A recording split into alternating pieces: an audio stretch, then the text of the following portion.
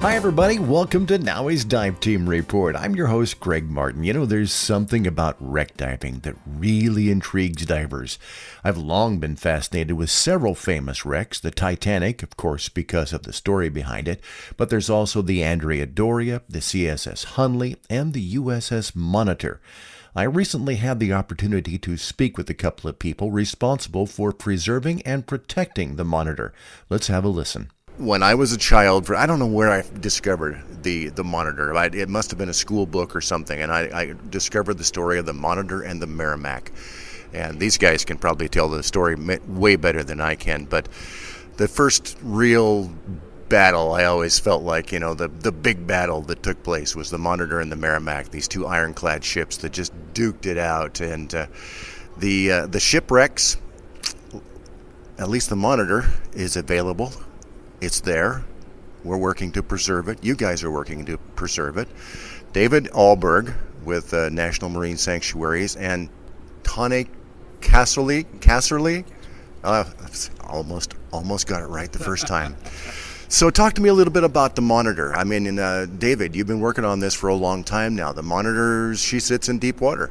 Yeah, Monitor is arguably one of the most important shipwrecks in U.S. history. Certainly next to USS Arizona.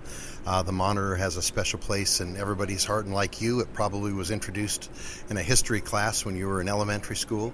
But we have the honor of managing the shipwreck of USS Monitor, and have since 1975, just a year and a half after it was discovered by a team from Duke University, led by John Newton. The governor of North Carolina requested that NOAA designate it as a National Marine Sanctuary, and 45 years later, here we sit with 15 sites within the system, but it all began with that one Civil War ironclad off the coast of Cape Hatteras. So that was the first sanctuary? First sanctuary, yep. Designated on the anniversary of her launch from Greenpoint, New York on October 31st, 1975. And for many years it was studied primarily by archaeologists, but in recent decades we've worked hard to try to get the site as open as we can to divers, and there is a permitting system in place, but you can reach out to our office, and generally we turn permits around in about a week or so. Technical dive, pretty challenging dive because of the environment and the depth, but I have never had a diver come back off the Monitor who didn't say it was one of the most remarkable things they'd ever seen. Talk to me a little bit about the sanctuaries themselves and the place that they're playing in this realm of our ocean. Oh yeah, well, I mean, the sanctuaries are very, very special places, and they're really to preserve and protect for the American people places of natural or cultural beauty. And, we could think of them as underwater national parks. And that same sense of awe, we would go to Yosemite or Yellowstone, those types of places. Those are the same things that are underwater in the National Marine Sanctuaries. And, they're not as maybe as famous as the national parks are, but they're just as important to the American people. And it could be beautiful reefs, marine mammals, whales, or things, or what we love, shipwrecks. Absolutely. Talk a little bit about the Monitor itself. The Monitor always captured my imagination. And Merrimack was cool too, but I always thought the Monitor was so cool because it had this revolving turret, which just to me was fascinating. And then it would swing around, and I can't imagine that the guys that were in this ship when it was going around. But talk a little bit about finding this wonderful shipwreck.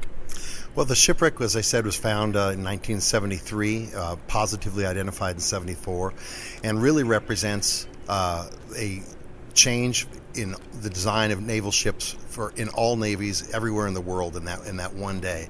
You have these two ironclad vessels on March 9th that come together in Hampton Roads, Virginia, battle it out for 3.5 hours. Neither one really the victor, but history was changed forever. And in fact, after that day, no capital ship in the world would be built out of wood. It was the end of wood, and the age of iron had come into place. And of course, the revolving gun turret and hundreds of other innovations that the designer, the Swedish engineer named John Ericsson, had put into place, again, contributed to this sort of mystique that the Monitor had then and continues to have. And I think more important than anything was her loss 9 months later, just less than a year after being launched. She's lost not in battle but in a storm off Cape Hatteras, losing 16 of her crew, 4 officers and 12 of her enlisted men. Hatteras is not a nice place to shipwrecks, is it? No, and it's certainly earned the title Graveyard of the Atlantic. And I think as we've worked for 45 years to protect the Monitor, and certainly recognizing not only her importance in terms of naval technology, but the fact that it's a grave site, and the fact that this is a symbol of even 150 years ago of the risks that seamen take when they go to sea, and the challenges of operating in a difficult environment, and most importantly, I think, what it means to lose your life in service of your country. And so as NOAA has worked to protect this shipwreck, we've also begun to look at other shipwrecks in the Graveyard of the Atlantic, and are currently undergoing a boundary review of the Monitor Sanctuary, recognizing that there are literally hundreds of other shipwrecks in those waters of importance to the nation, and almost 100 of them related to World War II and the Battle of the Atlantic. So over the course of the next year or so, NOAA is looking at potential expansion that would protect some of these other grave sites, but do it in a way that, again, promotes access for the dive community, assures that they get on there, but provides us an opportunity to do more education, more outreach, and in the same way that the nation has celebrated and honored Fredericksburg and Gettysburg and some of these terrestrial battlefields, to look at this in a different way and designate this potentially as in essence the first National Marine battlefield underwater right in our backyard. And it's important because it's really the only World War II battlefield in U.S. waters that we have. So it's a tremendous opportunity, and as we approach the 75th anniversary of the World War II anniversaries, we think the time is right to look at this, and are working with folks to try to make that happen. I want you to talk a little bit about, we briefly touched on this a little while ago before we started the interview. Talk about the dive conditions on board the ship itself. I mean, because we're talking to divers here. So they're wanting to know, what is it like to go down to visit this ship? Yeah, well, the Monitor, like many of the wrecks off North Carolina, I think is some of the best diving by far on the U.S., in the continental U.S. So we've got the Gulf Stream current coming in quite close there. The visibility can be up to 100 feet at times. Water temperature is 75 to 78 degrees.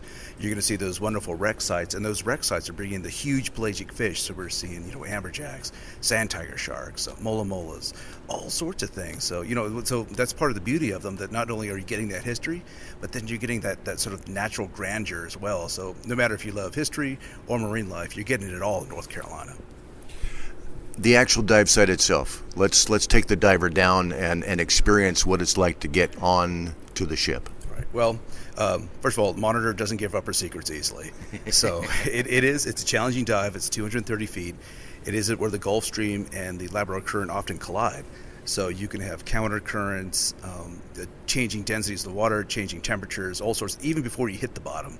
But when you do hit the bottom, though, sort of the visibility opens up, and then there's the Monitor, that iconic ship we've seen in that, the history books for ages. And she's beautiful. The armor belt is still entirely intact. The crew quarters and officer quarters are still there. The midship bulkhead is still there. We did obviously bring up the gun turret in the engine, so those areas have been cleanly cut and removed. But, those living spaces are still there. And, you have to swim through the marine life again that have taken now as at their home. But the history is still there and in place, and it's still a gorgeous sight. Now, you mentioned that the turret has been brought up. What's the status? Where are we at with that? Yeah, so all the artifacts that were recovered were taken to Newport News, Virginia, to the Mariners Museum, which was selected, looking at all the museums and facilities in the country back in the 90s, as the only place that really could do this job and do it in a way that would assure the preservation of these artifacts. So there are about 1,500 artifacts. That number increases every day as pieces are taken apart and disassembled, but roughly 1,500 artifacts have already been treated and are either on display or in preservation.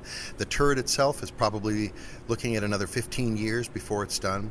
But the beautiful part is that the design that the Mariners Museum selected on allows the visitor to come in and see the conservation actively taking place on the turret and the cannons and the other things. So even if it's not out on exhibit, you can still see it as a visitor to the museum. Always exciting to talk about old shipwrecks, and especially as divers, getting the opportunity of going. We have all these wonderful new reefs that are going in all the time. It's taking battleships and cleaning them up and dropping them in the oceans and creating reefs. But to go down on an old piece of history, just sends goosebumps up, chills up my spine right now. So looking forward to it. Thank you guys. I just say, from the diving community, thank both of you for the work that you guys are doing on this and making this available. If people want more information on the Monitor, where can they go? Monitor.noaa.gov. And for those of you out there that are qualified to tech dive, we'd love to talk to you. And if there's a way we can help get you on the Monitor, we'd certainly like to do that. Well, if you would like to help support the National Marine Sanctuaries, again, be sure and visit their website. And if you have a deep fascination and desire to explore the wrecks of the underwater world, be sure and visit your local NAUI dive shop and ask about wreck diving, deep diving, or technical specialty courses. And of course, you can get more information on those at NAUI, NAUI.org. And that's this episode of NAUI's Dive Team Report. I'm Greg Martin. Thanks for listening. I'll see you underwater.